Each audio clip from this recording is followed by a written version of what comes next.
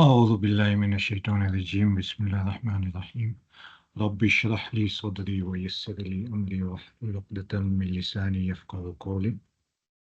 Today we begin our lesson on Surah al-Takathur. In order to understand this particular surah, we need to have a historical context of the seerah or the life of the Prophet ﷺ. I know many of you might have studied the life story back in the day when he was young. There's no harm in going over some of the key milestones in his life, just so that the context of the surahs that we're about to cover would become clearer. So let me start off with this particular slide. So on the top, in this particular row, I've got the calendar year.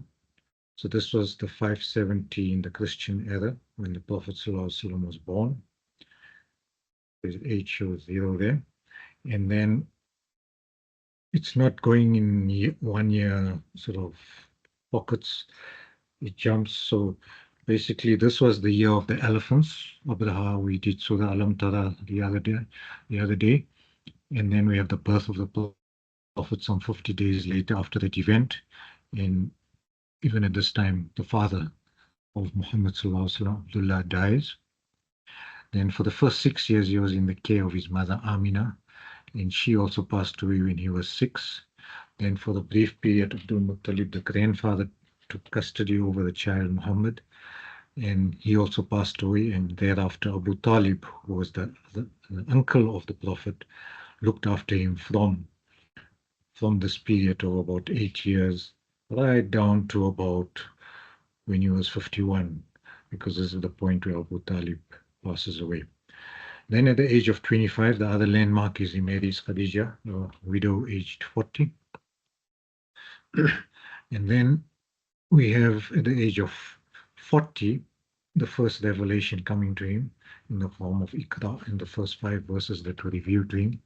So and this is the point where the first, when he came down Mount Hira, it was Khadija, his wife, that he went to first, and she accepted the message. Abu Bakr, his closest friend, also soon thereafter accepted the message.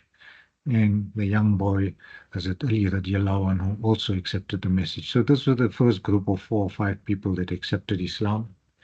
And then after about 3 years of revelation coming in a piecemeal kind of way, a revelation came to the point where it said, "Oh, you wrapped up in a mantle," referring to the Prophet, "arise and warn." In other words, he had to go public with this message of Islam.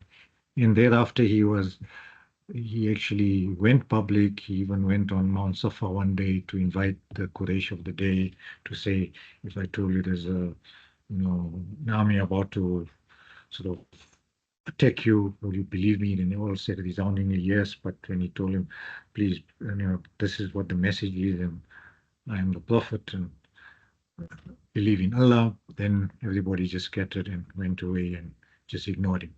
So things were very tough in the first few years.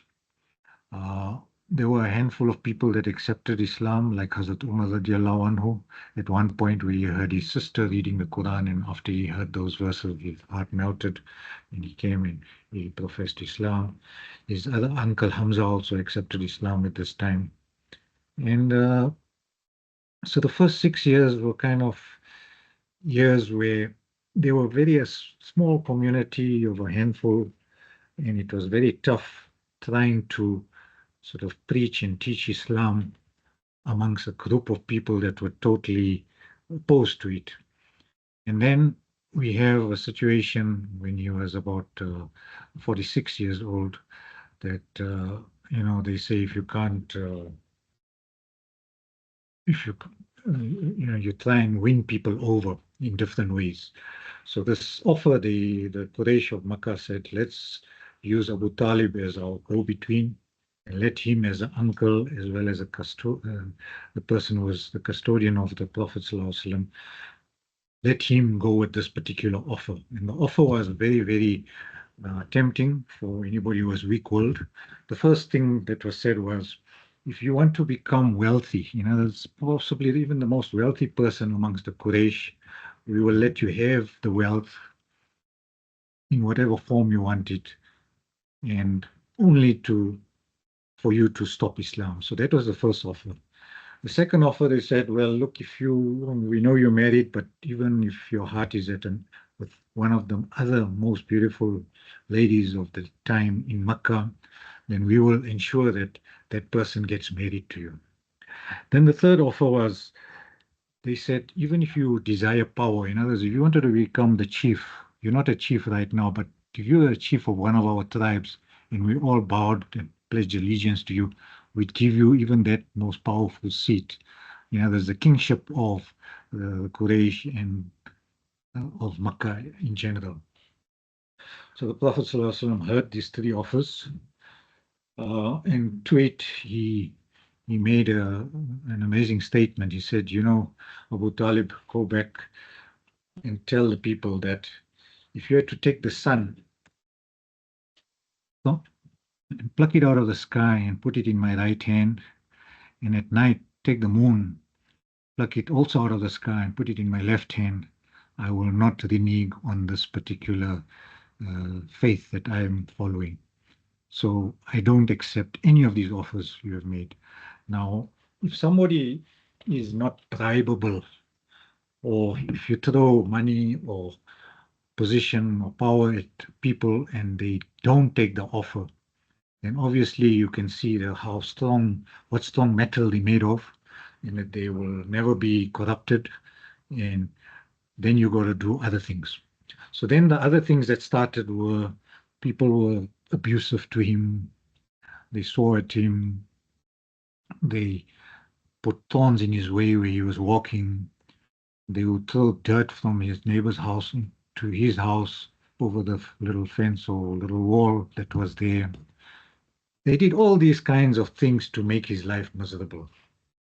It reached such a point where he didn't want to budge, and the number of Muslims were growing steadily, not very much, but still enough for the Quraysh to be worried that the status quo is being affected by this man and his message.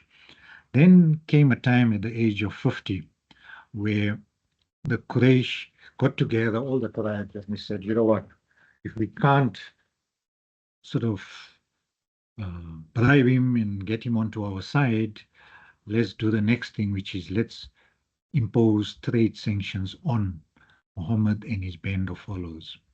So the boycott years start, and these are the three very difficult years the Prophet and the Sahaba of the day endured at the hands of the Mushrikeen. And it was during this time that, well, the ones that were in Makkah were boycotted, but Allah suggested to the Prophet that some of them should actually go to make a hijrah to Abyssinia at this stage. So some Jafar ibn Abi Talib actually went across with a few Sahaba, and the king Negus of Abyssinia was a very staunch Christian, but he listened to both sides and he actually allowed them sanctuary in Ethiopia. So that was the first, like, kind of a Muslim sort of state of sorts, but they were given housing and allowed free sort of freedom to express and freedom to practice their religion in a Christian dominated area of Ethiopia. During this time also he went to Taif to say to think that maybe if the Meccans were very harsh, maybe the people in Taif, some 2 hours drive, away in the mountains, maybe they would accept Islam. So he went there with the message he preached, but they also rejected to such an extent that they had the boys to throw stones at him, to such an extent that he bled, and the blood actually flowed down his leg, and actually the sandal that he was wearing got stuck to his feet with the blood, and the blood of the Prophet. So there was, even in Taif, there was no sort of acceptance of the message. Then to add to it, he loses his uncle Abu Talib, that pillar of support. Although he was still a kafir, he never became a Muslim, but at least he gave custodianship to the Prophet and looked after him all the years. He loses that pillar of support. Then a year later, he loses the biggest pillar of support to him, his wife, Khadija al-Kubra, and from amongst all his wives, he always used to remember her and the sacrifices she made with him in these trying years. So this is essentially the Meccan period. So if you look at the period of the revelation here was from 40 to the age of about 53. So it's about a 13-year period, which we call the Meccan period. Then we have the Hijrah, where what actually happened is once a year they used to have an annual, like an event, not a Hajj as such, because I mean, there was idols in the Kaaba and all that, but they used to have a gathering around the Kaaba where all the neighboring tribes used to come as delegations to pray to their different gods and etc. So in this period, 3 years before the Hijrah, a group of 6 people from the Medina came and accepted Islam secretly. Then the next year they went back and 12 people came from the same place from Medina and they accepted Islam. And then by the third year, about 70 odd people came and they also accepted Islam. So there was like a growing community of new Muslims some 400 kilometers north of Mecca in Medina that was beginning to accept Islam. And at that time, when things were really tough for the Muslims here in Mecca, the command was given to the Prophet that, you know what, now is the time to leave Mecca and go undertake the Hijrah and start a new life in a new city, in a new area. So even at this point, if you look at what was the behavior and the decorum of the Prophet ﷺ. He was known as Al-Amin and as-Siddiq even in this Jahiliyyah period, this period where the Quraysh didn't want to accept his message, but at least from his honesty perspective, they knew he was the only one person they could trust. So they used to leave their belongings with him in safe custody at his house. So when the Prophet was about to make the Hijrah, he told Abu Talib who was going to sleep in his bed when Abu Bakr and the Prophet was supposed to leave, he said, this belongs to so and so, make sure you give it to him because it's an amanat, a trust that I have in my possession, and you need to give it to them. So he didn't hold any grudge or hatred against any of these people, although they imposed the boycott and the sanctions against them.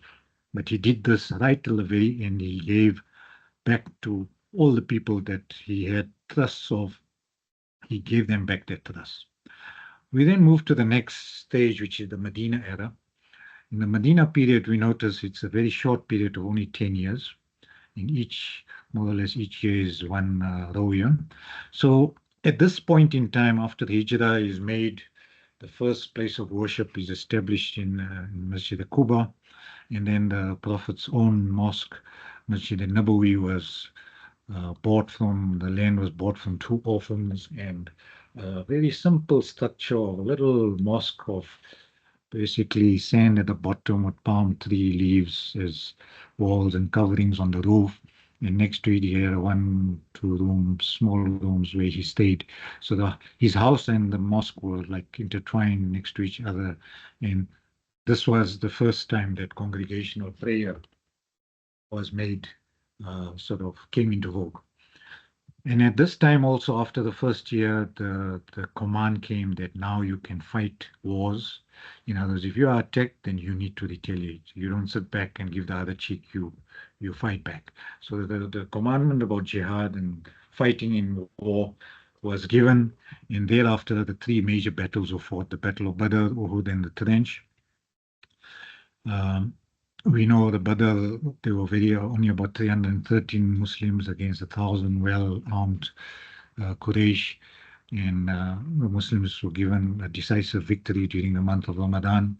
Then the Battle of Uhud the next year was on the outskirts of Medina, along the mountains, and there was a mountain pass that the archers were told to look after, and some of them thought the battle had stopped or had ended when Khalid ibn Walid, the leader of the Quraysh, left behind the booty and went to the side of the mountain. And when he realized that people were going down that sort of hillock to capture the booty, he then went around the mountain and came back. And this was almost like a near defeat for the Muslims, all because they didn't follow instructions. But nevertheless, they didn't lose faith.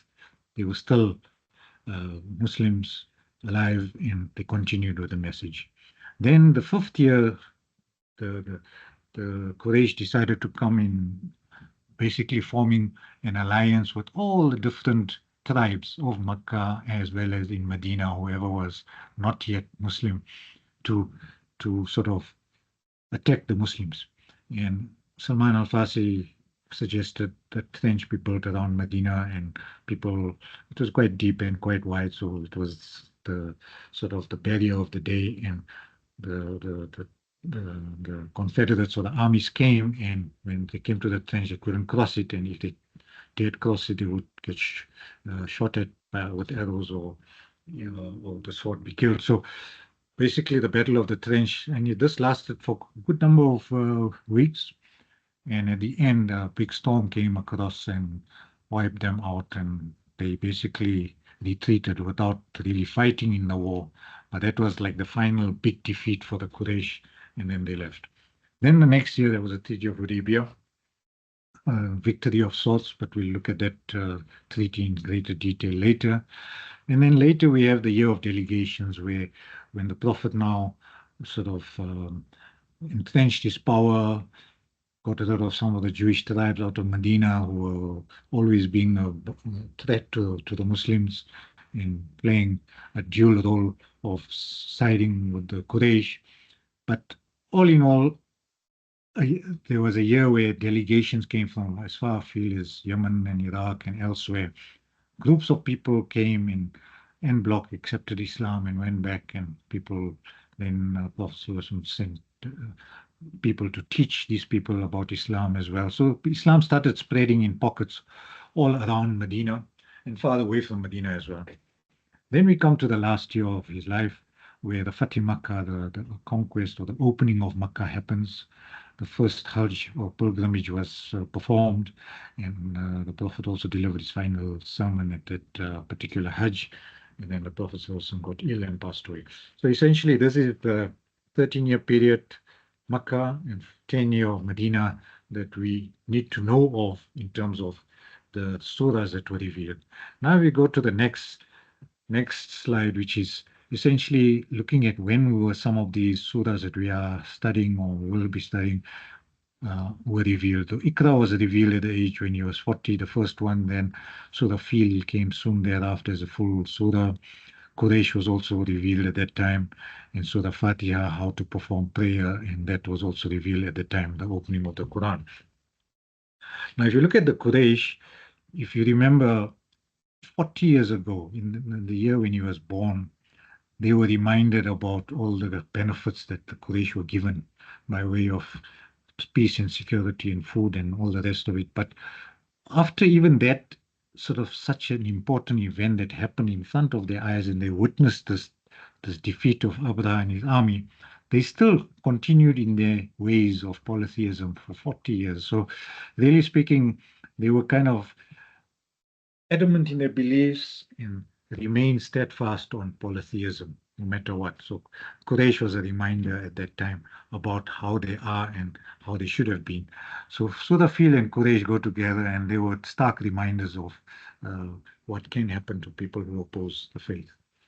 Then we look at Surah Ma'un, which we did previously, about the different kinds of mushrikun that were there and how they didn't look after the orphans and the needy and the poor, and refused to give small acts of kindnesses and charities. And then today's surah, which is al-Kawthar, got revealed also around this time when one of the Prophet's sons had passed away, and we'll study that in detail. Then we come to the boycott years, Surah Ikhlas, talking about sincerity in belief, and Surah Lahab, which is about the one enemy of Islam, Abu Lahab. And then towards the end of this period, the Surah Kafirun, Qul Ya Ayyuhal Kafirun, was revealed, and we'll study that in the next lesson.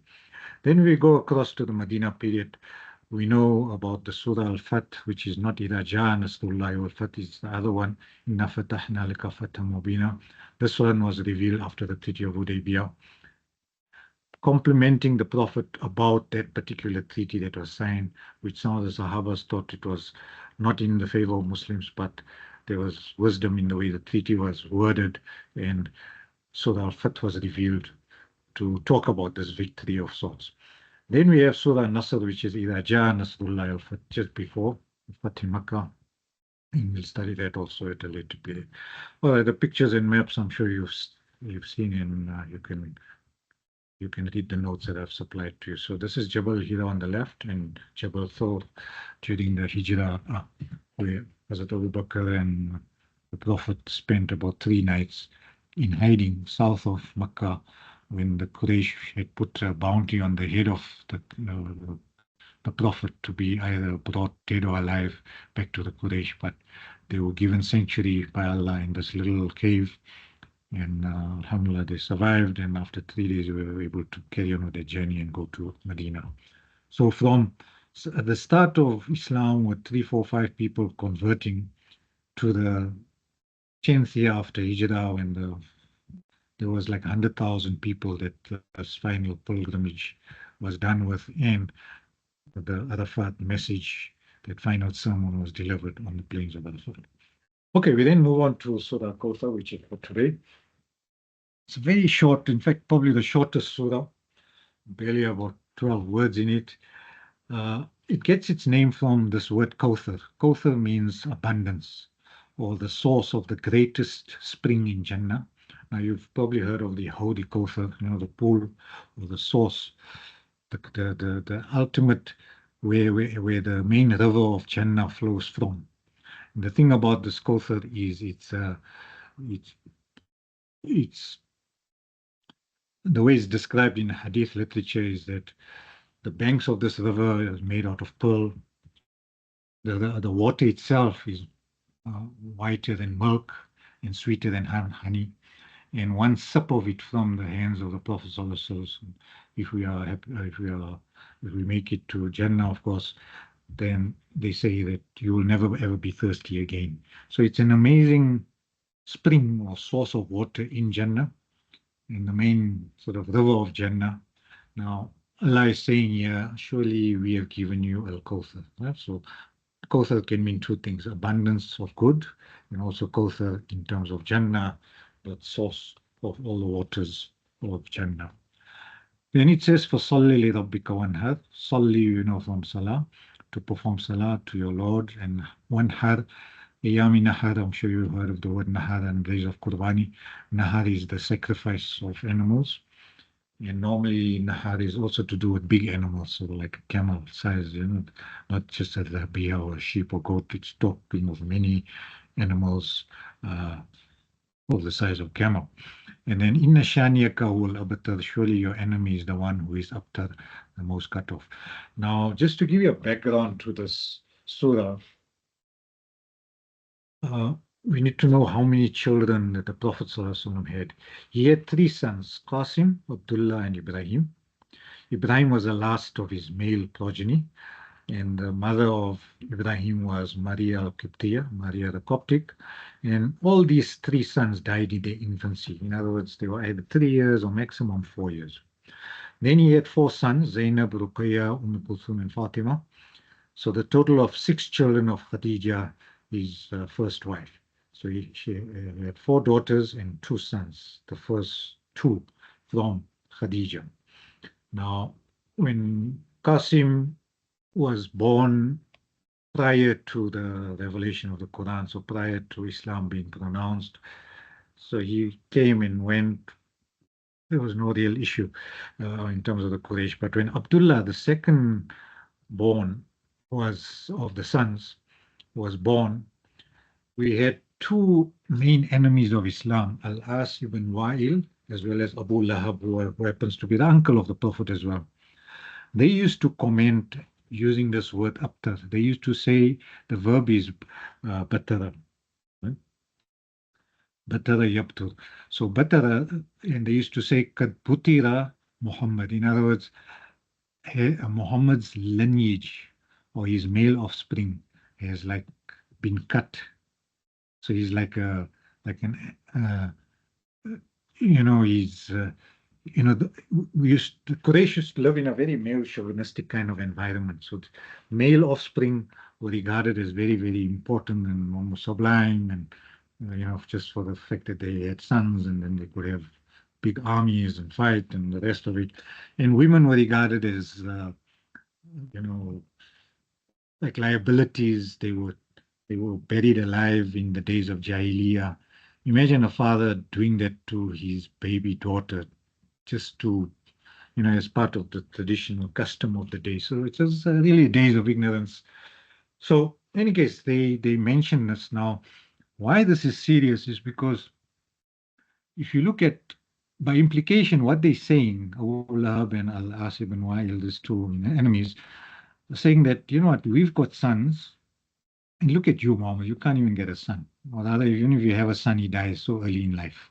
Right? So it's kind of pride and arrogance coming on the side of the polytheists of the day. But also, what's worse is if Abu Lahab is your very uncle, your blood, you're related by blood to you. In other words, the father, your father's brother, Abu Lahab, also uses this term. It's very, very undignified and it's very obscene actually to make these kind of comments.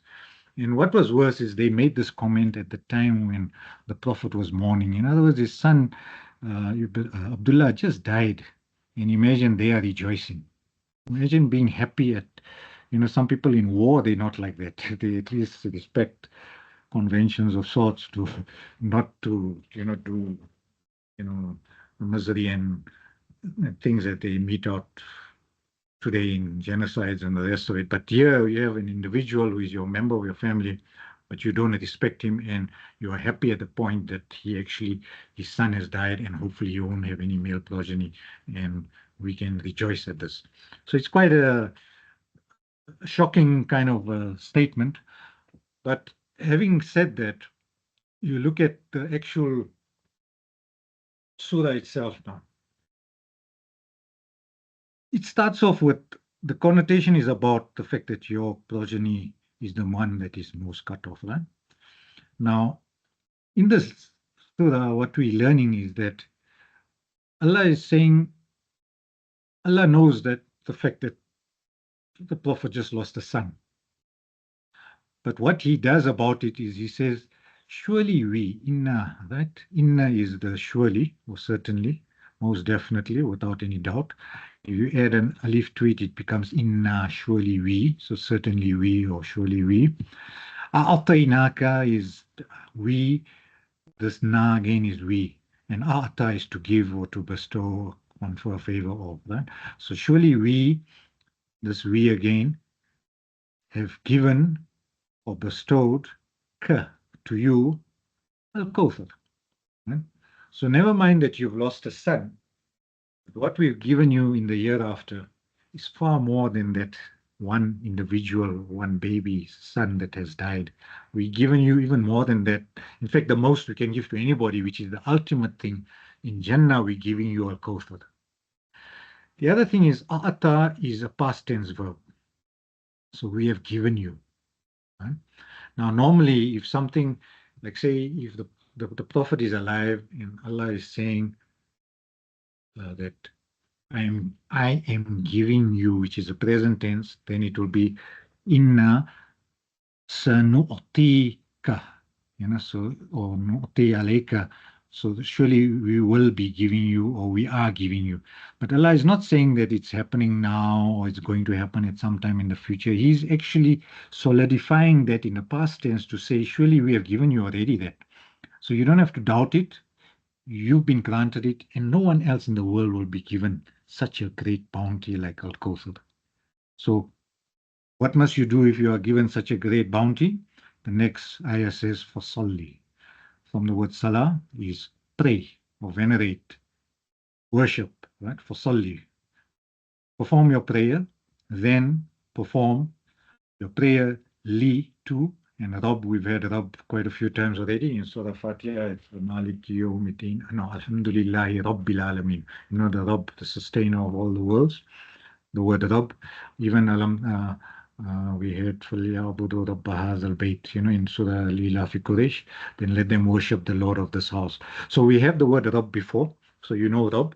So worship your Lord and do a big sacrifice. Now, important about the sacrifice also is the Prophet was at this time, just before the Hijrah, actually very, very poor. although he was married to Khadija, but the boycott years were kind of starting and people were harassing them as a small ummah of Muslims.